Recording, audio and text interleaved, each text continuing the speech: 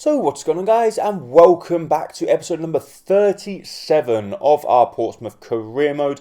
And the start of this episode, we're just going to be going through a few different things, waiting for the next game advancement, which is actually a massive one, as we're going to be taking on Chelsea in probably the biggest game of the series so far. We played Premier League opposition before, but it has been from Leicester and people like that. So we need to try and, make a statement. Okay, we won our first one against Stoke, but that is not really the teams that we want to be associating ourselves with. The long-term goal is to be at the top of the Premier League, and if we want to be doing that, we're going to have to be beating the likes of Chelsea and whatnot. So we got a loan offer for Mnoga. For two different clubs, actually. We're going to accept both of them, and let's see if he wants to go out on loan, because he's not going to be getting much game time, probably none at all at the moment. So it's best off if he leaves the club and gets some game time elsewhere. So we've also got a transfer offer, or Juan Insua, a loan offer for him. So we're going to go ahead and accept that, and hopefully he can get some time out as well. He's 62 rated. And Callum Jones, they've offered us 4.1 million for Callum Jones. We're going to straight out reject that. We're not letting Callum Jones go. He was good last year. Don't get me wrong, he's probably not going to get much game time this season, as we've got Fayette now on the bench. We've got Billy Gilmore. We've got Carlos Soler. We've got a lot of different players that we can play. We've got the Insua as basically said he doesn't want to leave. Mnoga is saying he doesn't want to leave. And we've got a transfer offer for Naylor, which I think, guys, we're going to go ahead and accept, because he's been unhappy by not getting much game time. And this year, well, he's going to have even less. So we are honestly thinking to get rid of some dead wood. I know that they played a few games for, especially in the first season. But having a look at the team here, as you can see, we've got a very, very strong lineup now. I know the defence isn't the strongest, but it is strong. We are going to be looking at bringing in another centre-back, basically as a backup. So if Naylor leaves, we'll look at bringing in a centre-back. But look, we've got Tanganga on the bench now. We've got even guys like these, Inyagas, that doesn't really play, he was a free agent. But they're all very good players that are not going to be getting game time, and it feels bad. And as you can see there by the faces, some players are not too happy, so we're going to have to try and figure out how to keep the team happy. But we're going to jump into the first game of this episode, and what a game it's going to be. We're taking on Chelsea at Fratton Park. I mean, this can go one or two ways. It can go horribly wrong, or it can go massively right, and we end up picking up the 3 points. And to be honest with you, I don't know where it's going to go. Carlos Soler, though, through to Brewster early on, and Brewster has found the back of the net. Guys, we're 1-0 up against Chelsea. Carlos Soler with the assist, a lovely first-time pass, and Brewster from a very tight angle beats Kepa, and we've taken a shock lead. And then we've given the ball away. Mason Mount out wide to Dano. Dano plays the ball across, and, well, our lead lasted, 2 minutes? I mean, the first attack that Chelsea have, they put the ball in the back of the net. We got completely outdone at the back. A good ball inside. And, I mean, Nick Pope, that's the first goal he's conceded. But, I mean, there's not a chance he's going to save that one. And now, guys, we've gone from playing against the likes of Ivan Toney to playing against Karim Benzema. I mean, that just proves how far we have taken Portsmouth. We've taken Portsmouth on a massive journey. And it's fantastic that we're playing the likes of Benzema. Emre Can through to Hakimi. Hakimi does well to hold on the ball, plays the ball back to Emre Can. Oh, what a block that is from Saliba, our new centre-back, showing what he's worth there, showing that £17 million was not us paying too much for him. And I do reckon as soon as Brandon Lee gets a little bit more game time, his rating is going to go through the roof. He has got potential to be special, along with a couple of other players that we've got training up at the moment, like Richardson. They play the ball back across, they go for goal. Nick Pope with the save, but we couldn't get the ball clear. They've hit the post twice, and this time we get the ball clear with Oliver Skip. And how has Chelsea not scored there, as Soler tries to thread through Marcus Greenwood? But Greenwood, he nearly got the ball. I mean, Chelsea look very dangerous when they're attacking, but defending-wise, I think that they're vulnerable. If we can defend better, I think attacking-wise we'll be okay this season. It's just about the defending.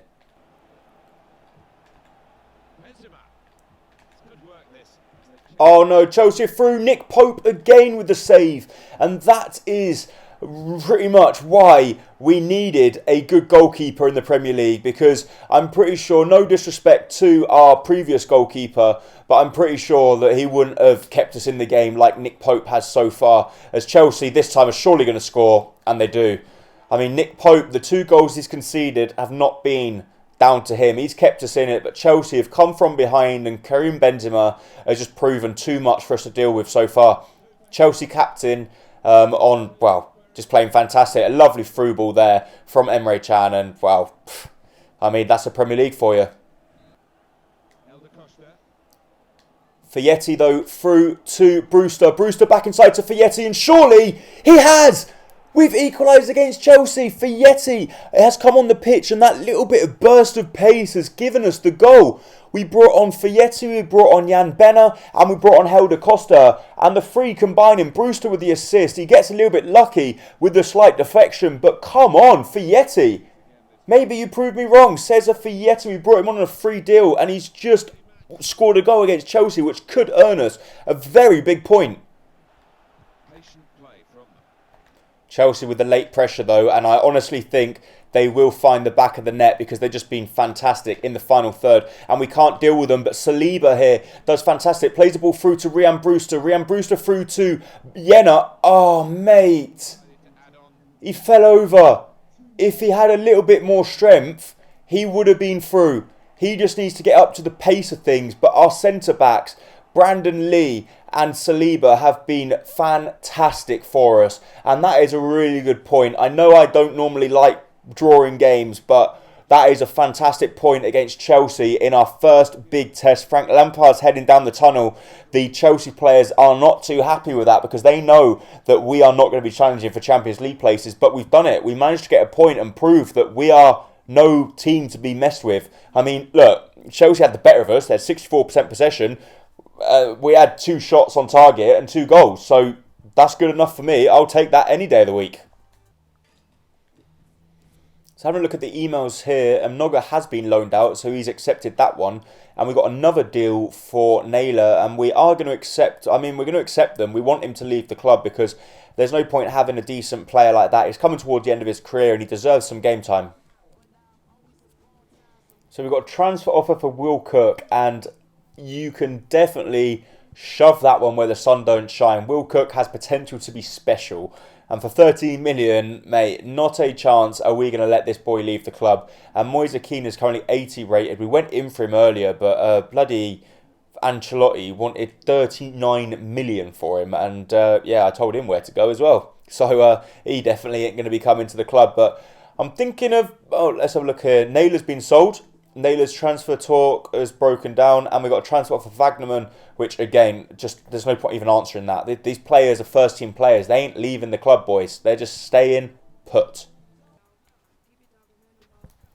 So we're going to move into the second game of the episode now as we're taking on Brighton away from home. So again, this isn't going to be an easy game for us, but we're hoping we can pick up the result, and we're going to have to play in these kits, I believe. Yeah, there will be a slight difference between them. So we've made one change. We brought on Helder Costa on the right instead of Ronan Curtis. I don't really know why. I just think a little bit of extra pace on the right might do us some good. I'm still experimenting because obviously we do have a very, very good side now, and we have a lot of potentially fantastic players in the midfield position. That's the place where we're struggling to try and keep players happy. So because of that, we're going to try and rotate some players a bit more. Oh no, we're giving the ball away to Wagnerman. Nick Pope comes out, and we've just gifted them a goal.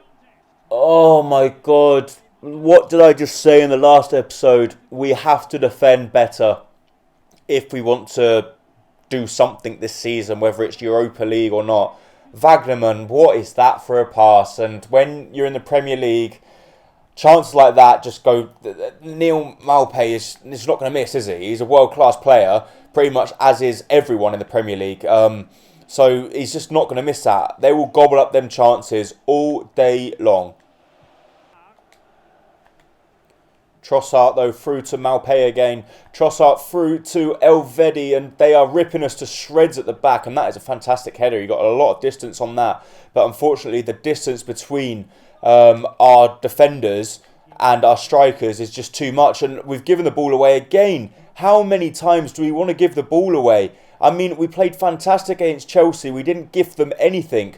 But with this, we're gifting them loads of chances. As Ryan Brewster here plays the ball through to Mason Greenwood. Mason Greenwood, oh mate! Brewster was away. It was a pass that had to make its man.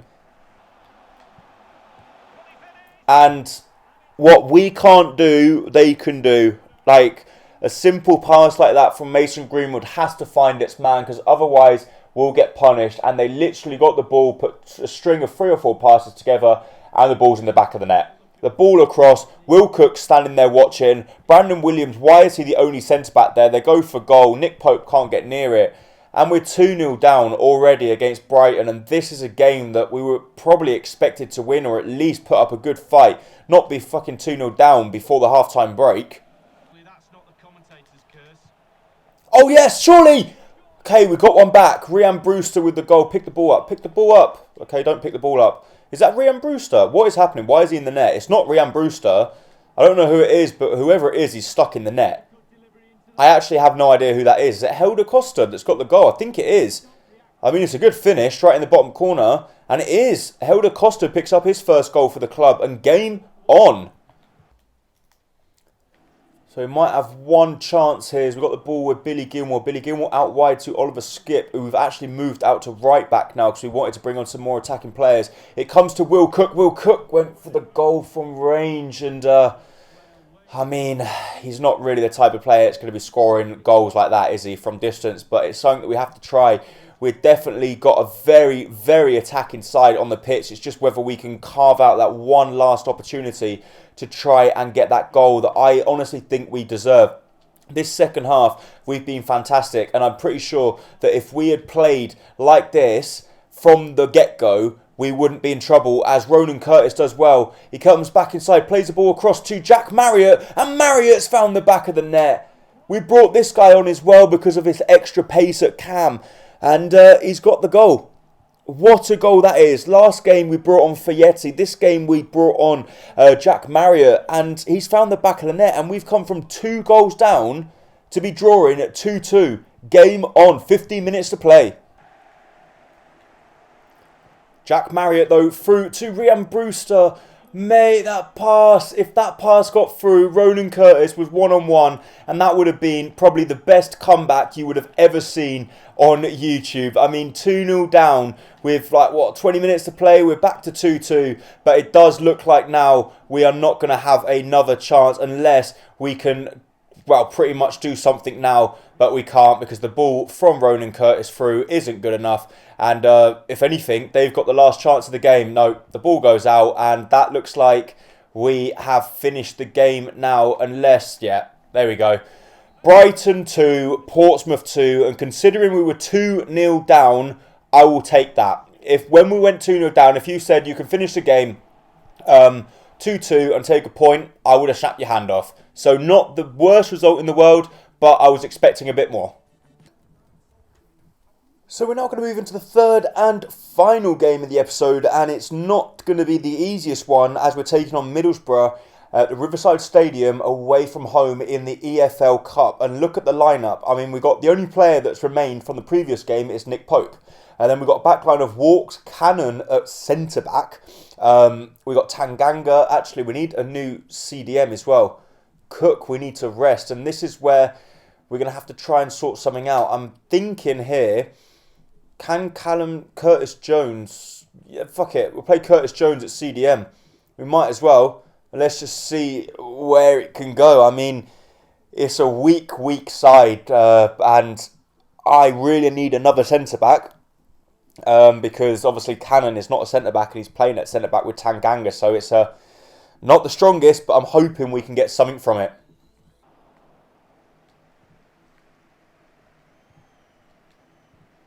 Lovely play here, through to Ronan Curtis. Ronan Curtis can see the ball across and he picked out the wrong man.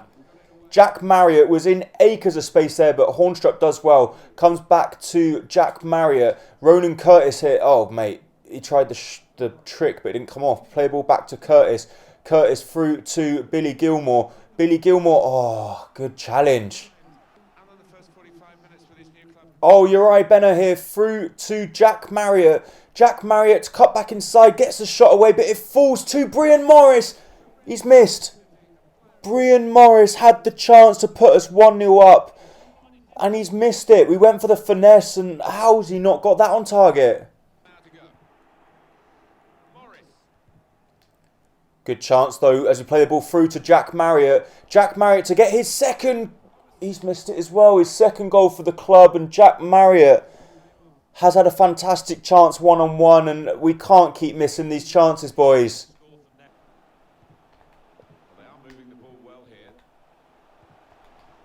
Oh, lovely chance for Middlesbrough now. They go for goal and... oh my God, their first chance of the game. Their first fucking chance of the game and they've scored. The defence is just a makeshift defence. Tanganga is supposed to be the experienced one at the back. Well, the most experienced centre-back we've got. And he makes a rash challenge and now we find ourselves facing a mountain. I mean... at the end of the day, it's only the cup, but we wanted to go on a cup run, whether it be this or the FA Cup, and we don't want to go out of the competition this early on. Surely not. Troy Parrott through to Fietti, and the keeper saved it. How many chances do we want to miss in this game? We've had 3 clear-cut chances, and 3 chances that, if we had our first team players on the pitch, they would have taken at least 2 of them. That was a fantastic chance for Fietti, and how has he not made the keeper work more than that? That is disappointing. And that's it for the game. We're out the Carabao Cup already. 1 game, and we're fucking out of it. For fuck's sake, look at this for a chance. How has he missed the target from there? Mate, it's fucking ridiculous how many chances we missed in that game. They had 1 fucking shot on target and score from it. Fucking useless. However, guys, that is in fact going to be it for this episode of Career Mode. If you have enjoyed it, then please make sure to hit the like button down below, as it is going to be very much appreciated. And don't forget, if you are new around here, hit that subscribe button and the notification bell, as it is just, your support is what keeps me going in moments like this when I'm frustrated. Anyway, thank you so much for watching. Bye-bye.